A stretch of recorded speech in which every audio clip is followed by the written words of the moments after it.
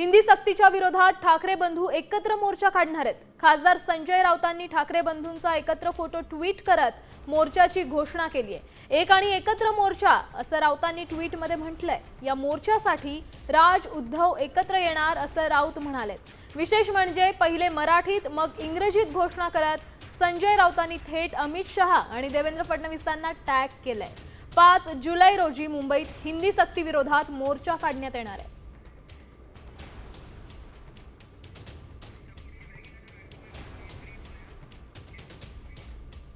हिंदी सक्तीच्या विरोधात 5 जुलै रोजी मुंबईत आयोजित करण्यात आलेल्या मोर्चात मनसे प्रमुख राज ठाकरे आणि उद्धव ठाकरे एकत्र येणार आहेत। मराठी भाषेसाठी 2 मोर्चे निघणं योग्य नाही, एकच मोर्चा निघायला हवा अशी राज ठाकरेंची भूमिका आहे असं संजय राऊतांनी म्हटलंय। 5 जुलैच्या मोर्चात सर्वांनी सहभागी व्हावं असं संदीप देशपांडेंनी म्हटलंय। मला माननीय राज ठाकरे यांचा फोन आला आणि मी पुन्हा मातोश्रीत गेलो। माननीय उद्धवजींना सांगितलं, त्यानुसार मी परत माननीय राज ठाकरे यांच्याशी चर्चा केली, त्यांना विनंती केली की असं असं शिवसेना पक्षप्रमुखांचं म्हणणं आहे। त्यांनी तात्काळ त्याला होकार दिला। त्यांचा फोन आला, परत चर्चा करून त्यांच्या सहकार्याची आणि म्हटले आपण 5 तारखेला हा जो मोर्चा आहे 6 तारखेचा तर आम्ही 5 तारखेला करू आणि आपण सगळे त्याच्यामध्ये सहभागी होऊ। सर्वानुमते ही 5 तारीख ठरली आणि त्याप्रमाणे सर्व राजकीय पक्ष, सर्व कलाकार, सर्व साहित्यिक या मोर्चामध्ये सहभागी होतील। मराठी माणसाची ताकद ही काय आहे आणि मराठी भाषेवर जर आक्रमण करायचा तुम्ही प्रयत्न केलात तर मराठी माणूस कशा पद्धतीने ते परतवून लावतील हे देशाला हा संदेश जाणं गरजेचं होतं आणि त्या दृष्टीने हा 5 तारखेचा मोर्चा होणार आहे। दरम्यान राज ठाकरे आणि उद्धव ठाकरेंच्या एकत्र येण्याची इनसाइड स्टोरी काय आहे, मातोश्री शिवतीर्थावर नेमकं काय घडलं यावर एक नजर टाकूया। राज ठाकरेंचा संजय राऊतांना फोन आला, त्यानंतर 2 वेगळे मोर्चे काढण्यापेक्षा एकत्र आंदोलनामुळे जास्त प्रभाव ठरेल असं त्यांचं मत होतं। त्यासोबत राज ठाकरेंच्या चर्चेनंतर संजय राऊतांनी उत्तर दिलं, मोर्चाची तारीख 6 ऐवजी 5 जुलै करावी असं उद्धव ठाकरे म्हणाले। उद्धव ठाकरेंसोबत चर्चेनंतर राऊतांचा पुन्हा राज ठाकरेंना फोन गेला। 6 ऐवजी 5 जुलैला मोर्चा काढण्याची राऊतांनी विनंती केली। त्यानंतर संजय राऊतांच्या विनंतीनंतर राज ठाकरेंचा होकार आला। तर ठाकरे बंधूंच्या मोर्चाची तारीख जरी ठरली असली तरी अद्याप वेळ ठरलेली नाहीये। सकाळी 10ची वेळ योग्य नाही, त्यामुळे मोर्चाच्या वेळेसंदर्भात पुन्हा चर्चा करून आणि त्यानंतर मोर्चाची वेळ ठरवू असं संजय राऊतांनी म्हटलंय। आता फक्त 5 तारखेला जी वेळ ठरवलेली आहे सकाळी 10, ती 10ची वेळ सोयीची नाही आहे। आम्ही त्या संदर्भात दोघे मिळून चर्चा करू आणि कुठून कुठे मोर्चा न्यायचा या संदर्भात आम्ही चर्चा करू।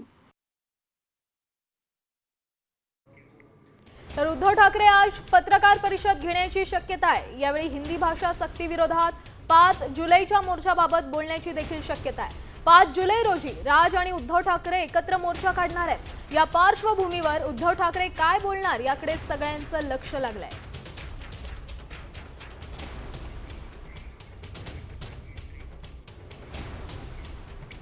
दोघांनी एक पावलं पुढे टाकली आहेत, आता एक हात देखील पुढे करतील अशी आशा उद्धव आणि राज ठाकरेंचे मामा चंदूकाका वैद्य यांनी व्यक्त केली आहे। तर राज आणि उद्धव यांची जोडी कायम राहावी असंही चंदूकाकांनी म्हटलंय। दरम्यान ठाकरे बंधू एकत्र येण्याबाबत त्यांचे मामा चंदू वैद्य यांनी काय म्हटलंय पाहूया। दोघांनी एक पावलं पुढे टाकलेली आहेत। आता एक हात सुद्धा पुढे करतील आणि नक्कीच त्यांना यश येईल असं मला वाटतं। जोडी कायम राहावी, त्यांचे विचार कायम राहावे, त्यांची मतं कायम राहावी हेच मला मनोमन वाटत असतं। तर भाजपच्या टीकेनंतर ठाकरे सेनेच्या नेत्या सुषमा अंधारेंनी भाजपवर पलटवार केलाय। 2 भावांचं मनोमिलन भाजपला रुचलेलं नाही। पक्षीय राजकारण बाजूला ठेवून मराठीसाठी आम्ही एकत्र येतोय असं अंधारेंनी म्हटलंय। जेव्हा मनसे प्रमुख हे ताज एंड्समध्ये फडणवीसांना भेटतात तेव्हा मनसे प्रमुख हे फार चांगले भाजपाला वाटत असतात। मात्र त्याच मनसे प्रमुखांनी शिवसेना प्रमुखांच्या सोबत मोर्चा काढायची भाषा केली की मात्र भाजपाला अतिशय विपरीत विधानं सुचायला लागतात, याचा स्पष्ट अर्थ असा आहे की या मोर्चाच्या निमित्ताने दोन पक्षांचं मनोमिलन हे भाजपाला अजिबात रुचलेलं नाही. पण ही मनोमिलनाची निश्चितपणे हा एक पहिला टप्पा असू शकतो. याला आपण सकारात्मकतेने आणि साकल्याने सुद्धा घेऊ शकतो. तर मराठी हिंदी वादाचं राजकारण भाजप हाणून पाडणार आहे. भाजपच्या कोर कमिटीच्या बैठकीत रणनीती ठरली आहे. मराठी हिंदी वादावरून सुरू असलेल्या राजकारणाला आता मराठी अभिजात भाषेचा आधार मिळाला. मराठी भाषेला अभिजात दर्जा देण्याचा निर्णय हा पंतप्रधान नरेंद्र मोदी यांच्यामुळेच झाल्याचा भाजप लोकांपर्यंत पोहोचवणार आहे. दरम्यान ठाकरे बंधूंच्या या मोर्चावरून भाजप नेते आशिष शेलारांनी पलटवार केलाय. भारतीय जनता पार्टी मराठीसाठी कट्टर आहे. भारतीय जनता पार्टी मराठीची आग्रही आहे. किंबहुना भारतीय जनता पार्टी आणि केंद्र सरकार यामुळेच मराठीला अभिजात भाषेचा दर्जा मिळाला आहे. पर्यायी ऐच्छिक भाषा म्हणून एक हिंदी आहे. ते दोघं किंवा अजून कोणी हे सगळे गैरसमजाचे बळी आहेत. अनावधानाने किंवा प्रयत्नपूर्वक पसरवू नये. जे सत्य आहे ते लोकांसमोर मांडावं. ते म्हणजे मराठी अनिवार्य आहे, हिंदी भाषा सक्ती नाही. हिंदी भाषा ही ऐच्छिक आणि पर्यायी भाषा आहे. राज ठाकरे आणि उद्धव ठाकरे बंधू एकत्र येण्यावर आशा भोसलेंनी प्रतिक्रिया दिली आहे. हिंदी सक्ती विरोधात ठाकरेंनी एकत्र मोर्चाचं आयोजन केलंय. सर्व कलावंतांना मोर्चात सहभागी होण्याचं आवाहन ठाकरेंनी केलंय. आशा भोसले ठाकरेंच्या मोर्चात जाणार का हे पाहणं आता महत्त्वाचं आहे. काय वाटतं? मला आशिष शेलार एवढेच माहिती आहेत, बाकी कुठलेही लोक मला माहिती नाहीत. म्हणजे राजकारणामध्ये माझा काहीही संबंध नाही आणि मला हे राजकारण नकोच आहे. 5 जुलै रोजी हिंदी सक्ती विरोधात मोर्चात मराठी अभ्यास केंद्राचे अभ्यासक दीपक पवार हे सहभागी होणार आहेत. आपली संघटना संपूर्ण ताकदीनिशी उतरेल अशी माहिती दीपक पवार यांनी दिली आहे. याशिवाय 7 जुलै रोजी धरणे आंदोलनही करण्यात येईल असंही ते म्हणाले. या दोन्ही राजकीय पक्षांच्या नेत्यांनी घेतलेला जो निर्णय आहे त्या निर्णयाला आमच्या सदिच्छा आहेत. आमची जी काही कार्यकर्त्यांची माफक ताकद आहे आणि 7 तारखेला असलेलं धरणं आंदोलन लक्षात घेता जी काही मर्यादित मनुष्यबळ आमच्याकडे उपलब्ध असेल त्यातनं आमचे लोक त्याच्यात नक्की सहभागी होतील. पण मला असं वाटतं की 2 भाऊ, त्यांचा पक्ष, त्यांची संघटना, त्यांच्याकडचं एकमेकांच्या बरोबर दीर्घकाळ काम केलेलं नेतृत्व हे निश्चितपणे त्याचा विचार करतील. तर ठाकरे बंधू एकत्र येण्याच्या चर्चेने जोर धरलाय. त्यात आता ठाकरे सेनेचे खासदार संजय राऊतांनी एक मोठा दावा केलाय की राज आणि उद्धव ठाकरे मनानं एकत्र आलेत असं राऊतांनी म्हटलंय. त्यामुळे येणाऱ्या काळात राज्यात मोठी राजकीय घडामोड होण्याची शक्यता आहे. ते मनाने एकत्र आलेलेच आहेत. भाषा हा एक महत्त्वाचा विषय आहेच. मराठी माणसाचा स्वाभिमान, अस्मिता, मुंबईवरती होणारं आक्रमण या विषयावर संयुक्त महाराष्ट्राच्या लढ्यात ज्याप्रमाणे आम्ही सगळे एकत्र आलो, मतभेद विसरून राजकीय, त्या प्रकारचा लढा उभं करण्याची गरज दोन्ही प्रमुख ठाकरेंना वाटते आहे आणि त्यात काही चुकीचं असं मला वाटत नाही. त्याच पद्धतीचं आक्रमण मुंबईवर होतं आहे. मुंबई ओढण्याचं, मुंबई तोडण्याचं, मराठी माणसाला हद्दपार करण्याचं. त्यावेळेलाही मग संयुक्त महाराष्ट्राची समिती स्थापन झाली. त्यात सगळेच पक्ष एकत्र आले आणि तो लढा दिला. आताही आम्हाला त्याच पद्धतीनं लढावं लागेल आणि या लढ्याचं नेतृत्व शेवटी ठाकरेंनाच करावं लागेल. तर ठाकरे सेना आणि मनसे युतीबाबत शरद पवारांनी मोठं विधान केलंय. ठाकरे सेना आणि मनसे एकत्र आलेच तर चांगलंच आहे असं विधान शरद पवारांनी केलंय. मात्र ते एकत्र येतील की नाही हे मला माहीत नाही असंही ते म्हणाले. संजय राऊत सांगतात ठाकरे बंधू एकत्र येणार, त्यामुळे आणखी चांगलं असाही टोला त्यांनी लगावला. चांगलं येतील का नाही ही काही ज्योतिष नाही. आणि चांगलं आणि राऊत सांगतात याला, त्यामुळे आणखीन चांगलं. सुधाकर बडगुजर यांच्यानंतर नाशिकमध्ये ठाकरे सेनेला दुसरा मोठा धक्का बसलाय. ठाकरे सेनेचे नाशिक महानगर प्रमुख विलास शिंदे लवकरच शिंदे सेनेत प्रवेश करणार आहेत. विशेष म्हणजे त्यांच्यासोबत 8 माजी नगरसेवक आणि शेकडो कार्यकर्ते हे देखील शिंदे सेनेत प्रवेश करणार असल्याची माहिती समोर आली आहे. आजही काही लोकांचं ऐकतोय, उद्याही काही लोकांचं ऐकेल. आणि ज्या लोकांनी मला इथं पाठवले, ज्या मतदारांनी मला इथं पाठवले, तो जो निर्णय घेतील तो मला मान्य राहील. आजपर्यंत त्यांनी माझं ऐकलेलं आहे. मी जे सांगितलं ते त्यांनी ऐकलेले. 4 लोक निवडून दिले आणि आम्हाला आमच्या वार्डामध्ये लोक वर्गणी देऊन निवडून देतात. कार्य आमची म्हणजे तुम्ही आमच्या 4 नगरसेवकांची पार्श्वभूमी बघा. पण मग याचा कुठेतरी त्यांचा आदर केला पाहिजे विचारांचा. तर आम्ही आमची भूमिका स्पष्ट करू. पुढची महत्त्वाची बातमी पाहूयात. खासदार संदीपान भुमरेंच्या अडचणी आता वाढण्याची शक्यता आहे. भुमरेंच्या ड्रायव्हरच्या नावानं 150 कोटींची जमीन असल्याचं समोर आलंय. हैदराबादमधील सालार जंग कुटुंबातील वंशजानं ही जमीन भुमरेंच्या ड्रायव्हरला भेट म्हणून दिली. या प्रकरणी खासदार संदीपान भुमरे, आमदार विलास भुमरे आणि त्यांच्या चालक जावेद रसूल यांची आर्थिक गुन्हे शाखेकडून चौकशी सुरू आहे. संभाजीनगरमधील जालना रोडवरील दाऊदपुरा येथील ही 3 एकर जमीन आहे. ड्रायव्हरला गिफ्ट मिळालेल्या जमिनीची आमचा काही संबंध नाही, असं स्पष्टीकरण शिवसेनेचे आमदार विलास भुमरे यांनी दिलंय. त्यातून गेलेले गद्दार पक्षाचे नेते आहेत, खासदार आहेत इथले. आणि आम्ही बघितलं एक साधा ड्रायव्हर ज्याला 5-25 हजार रुपये पगार असेल आणि हा ड्रायव्हरला सालार जंग अशा पद्धतीनं एवढी प्रॉपर्टी गिफ्ट देत असेल आणि ते भुमरेंच्याच ड्रायव्हरला. आणि सालार जंग या संभाजीनगरात फिरत असतात आणि सत्तेच्या ताकदीच्या बळावर मग ती प्रॉपर्टी ताब्यात घेण्याचा प्रकार निश्चित या संभाजीनगरात घडलेला आहे. अचानक या सर्वांमध्ये बदल निर्माण झाला आणि मला असं माहिती झालं की ही जागावर संदीपान भुमरेचा ड्रायव्हर आहे. त्यांनी ही जागा ते कब्जा केलेला आहे. मग तिथे पाहायला गेलो असता त्यांनी तो मला भेटला. तिथं तुम्ही कोण आहे, कशाला इथे आलात आणि काय आहे तुमच्या या जागेवर, मला असं विचारलं. म्हटलं तुम्ही कोण आहे. तो सांगितलं की तुम्हाला ओळखत नाही का, आम्ही संदीपान भुमरे आणि विलास भुमरेंचा ड्रायव्हर आहे आणि ही जागा साहेबांनी घेतलेला आहे, तू साहेबांना ओळखत नाही का. जरी माझा ड्रायव्हर असेल त्याच्या वैयक्तिक जीवनाशी माझा संबंधित नाही. माझ्याकडे तो ड्रायव्हर आहे, आल्यावर त्यांनी गाडी चालवायची, सकाळी घेऊन जायचं, संध्याकाळी घरी आणायचं. वैयक्तिक लाईफमध्ये, वैयक्तिक जीवनामध्ये आमचा काय संबंध येणार आहे. आमच्याकडे पी असतील, अनेक कामाला लोक असतील, त्यांनी आमचं जेवढं काम आहे तेवढं काम करावं. बाकी त्यांच्या वैयक्तिक जीवनाशी आमचा संबंधित नाही. बातमी पुण्यातून आहे. पुण्यात युवक काँग्रेसचं आंदोलन सुरू आहे. वीज चोरी प्रकरणात भाजप शहराध्यक्ष धीरज घाटे यांच्या विरोधात गुन्हा दाखल करण्याची मागणी या आंदोलनामार्फत करण्यात येते. काँग्रेसचं पुण्यातील 3 रस्ता पेठ या ठिकाणी आंदोलन सुरू आहे. भाजप शहराध्यक्ष धीरज घाटे यांच्या विरोधात वीज चोरीचा आरोप करण्यात आलाय आणि या आरोपानंतरच काँग्रेसने पुण्यात आंदोलन करायला सुरुवात केली.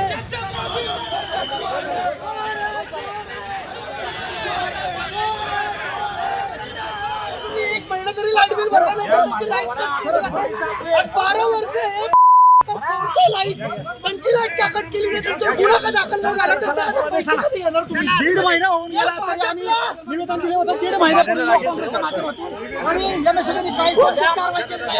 युवक काँग्रेस बीजेपी शहरात. पुढची बातमी पाहूयात. इमारतींमध्ये राहणाऱ्या रहिवाशांना 7/12 मिळणार असल्याची माहिती समोर आली आहे. रहिवाशांना राहत्या घरी घरच्या जागेचे स्वामित्व देण्यासाठी हा एक अनोखा प्रयोग असेल. मनसे मंत्री चंद्रशेखर बावनकुळे यांच्या विचाराधीन हा कायदा असल्याचं कळतंय. येत्या अधिवेशनामध्ये या संदर्भातील विधेयक मांडण्याची दाट शक्यता आहे.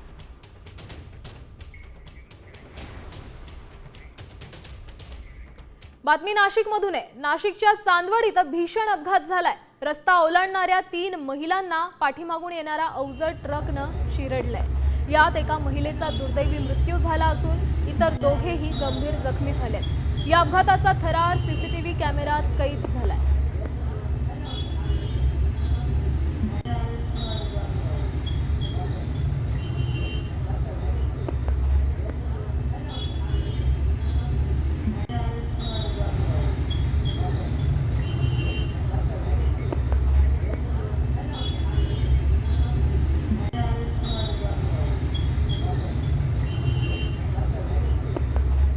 यानंतर राज्यभरातल्या पावसासंदर्भातले अपडेट्स जाणून घेऊयात. गंगापूर धरणातून पाण्याचा विसर्ग वाढवलाय. सध्या धरणातून 2720 क्युसेक वेगानं विसर्ग सुरू झालाय. त्यामुळे नदीकाठच्या नागरिकांना सतर्क राहण्याच्या सूचना देखील देण्यात आल्या। धरणाच्या पाणलोट क्षेत्रात पावसाचा जोर वाढल्यास टप्प्याटप्प्यानं विसर्ग आणखी वाढवला जाणार आहे।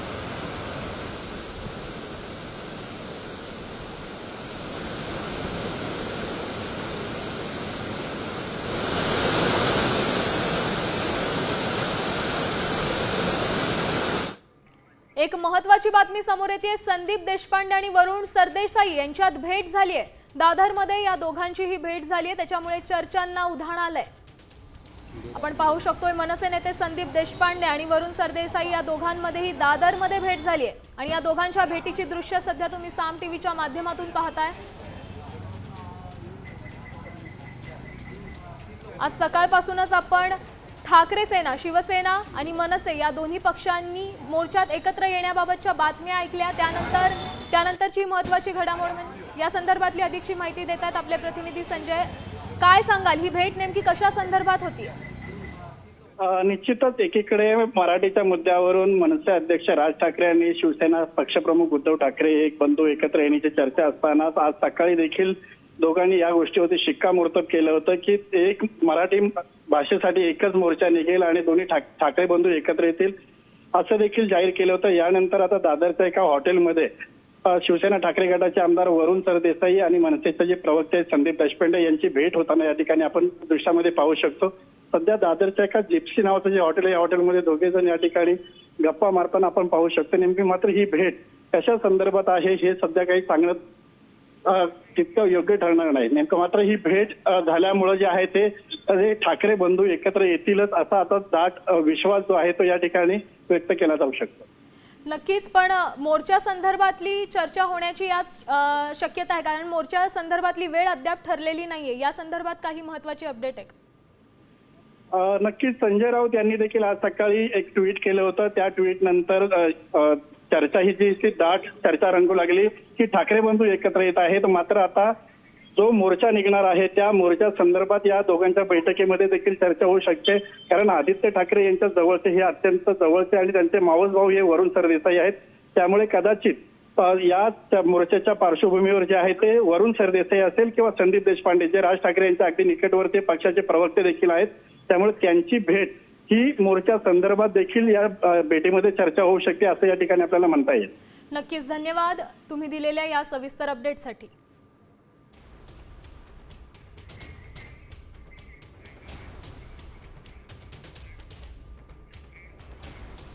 पुढची बातमी ही पावसासंदर्भातली आहे। नंदुरबारला पावसानं झोडपलाय। मुसळधार पावसामुळे या ठिकाणी पूर परिस्थिती निर्माण झाली असून अनेकांच्या घरात पुराचं पाणी शिरलंय। यात अक्कलकुवा गावातील काही घरांचं नुकसान झालंय। पुराचं पाणी घरात शिरून संसार उपयोगी साहित्याचं देखील नुकसान झाल्यामुळे भरपाईची मागणी इथल्या ग्रामस्थांनी केली आहे।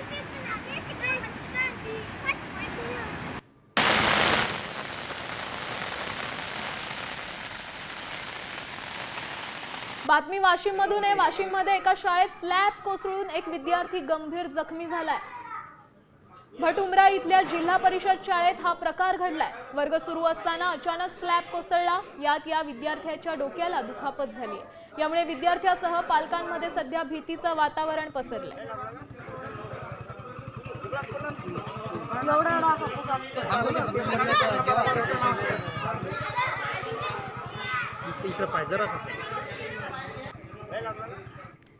राज्यात पुढील 24 तासात जोरदार पावसाचा अंदाज वर्तवण्यात आलाय। कोकण, घाटमाता, पूर्व विदर्भाला ऑरेंज अलर्ट जारी करण्यात आलाय। मराठवाड्यात विजांसह पावसाचा अंदाज देखील वर्तवण्यात आलाय। त्यामुळे काळजी घेण्याचं आवाहन प्रशासनाकडून करण्यात आलंय। त्यामुळे पाहूयात राज्यात कुठे कोणता अलर्ट देण्यात आलाय ग्राफिक्सच्या माध्यमातून पाहूया। ऑरेंज अलर्ट कुठे देण्यात आलाय तर रायगड, रत्नागिरी, पुणे, सातारा या जिल्ह्यांना ऑरेंज अलर्ट देण्यात आलाय। येलो अलर्ट कुठे देण्यात आलाय तर पालघर, ठाणे, मुंबई, सिंधुदुर्ग, नाशिक, कोल्हापूर, त्याचसोबत नागपूर, भंडारा, नंदुरबार, धुळे, जळगाव, संभाजीनगर या जिल्ह्यांना देखील हवामान विभागाकडून येलो अलर्ट जारी करण्यात आलाय। त्याचसोबत जालना, बुलढाणा, अकोला, वाशिम आणि अमरावती या जिल्ह्यांचा देखील समावेश आहे। वर्धा, यवतमाळ, गोंदिया, चंद्रपूर आणि गडचिरोली या ठिकाणी देखील हवामान विभागाने येलो अलर्ट जारी केला. आता एक सविस्तर बातमी पाहूयात. तुमच्याकडे बाईक असेल तर तुम्हालाही आता टोल भरावा लागणार आहे. होय, आता बाईकलाही टोल टॅक्स लागणार असल्याचा मेसेज व्हायरल करण्यात आलाय. त्यामुळे खरंच असा निर्णय घेण्यात आलाय का याची आम्ही पडताळणी केली. त्यावेळी काय सत्य समोर आलंय पाहूयात. बाईकला भरावा लागणार टोल.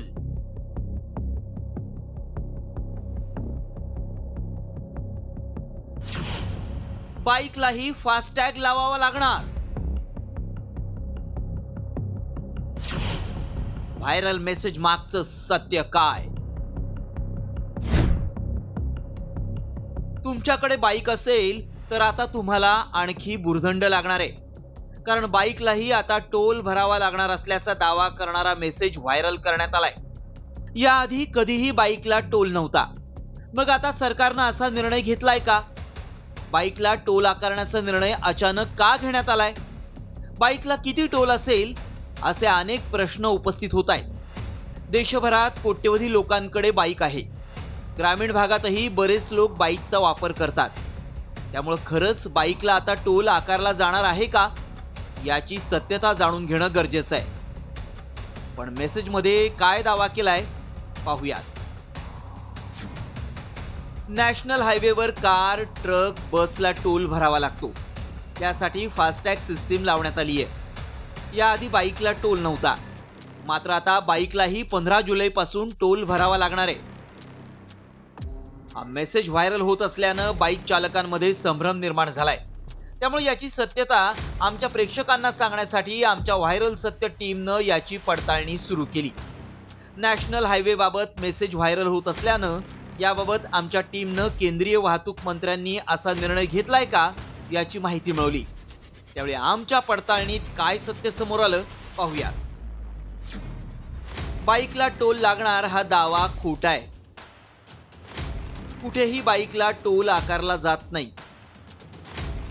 2 चाकी 3 चाकी वाहनांसाठी टोल फ्रीच आहे. इलेक्ट्रिक वाहनांनाही टोलमध्ये सूट देण्यात आली आहे. स्वतः केंद्रीय मंत्री नितीन गडकरींनीच हा दावा दिशाभूल करणारा असल्याचं म्हटलंय. असा कोणताही निर्णय प्रस्तावित नसून दुचाकी वाहनांना टोलवर पूर्णपणे सूट असेल असं त्यांनी स्पष्टपणे सांगितलंय. अशा मेसेजेसवर विश्वास ठेवू नका असं आवाहन देखील गडकरींनी केलंय. त्यामुळे आमच्या पडताळणीत बाईकवर आता टोल लागणार असल्याचा दावा असत्य ठरलाय. ब्युरो रिपोर्ट, साम टीव्ही न्यूज.